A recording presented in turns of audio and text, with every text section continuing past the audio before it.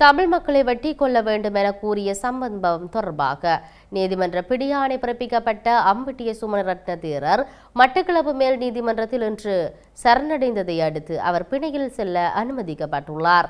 1 லட்சம் ரூபாய் இருவர் கொண்ட ஆள் பிணையில் செல்ல அனுமதித்து உத்தரவிட்டு கட்டளையிட்டு 2026 ஜனவரி 20ஆம் தேதி வழக்கை நீதிபதி ஒத்திவைத்தார்.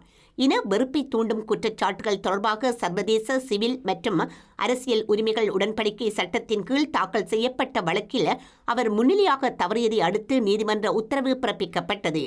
இந்த நிலையில் குற்றச்சாட்டுகளின் தீவிரத்தை கருத்தில் கொண்டு இந்த வழக்கு இன்று மட்டக்களப்பு உயர் நீதிமன்றத்தில் விசாரணைக்கு எடுத்துக் கொள்ளப்பட்டது.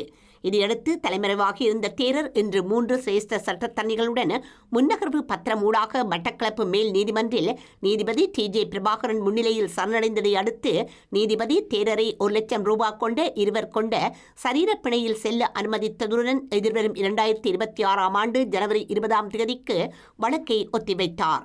அதேவேளை பௌத்த தேரர்கள் மற்றும் பொதுமக்கள் உட்பட 50 பேர் கொண்ட பெரும் படையுடன் நீதிமன்றத்திற்கு வருகை தந்துள்ளமை குறிப்பிடத்தக்கது.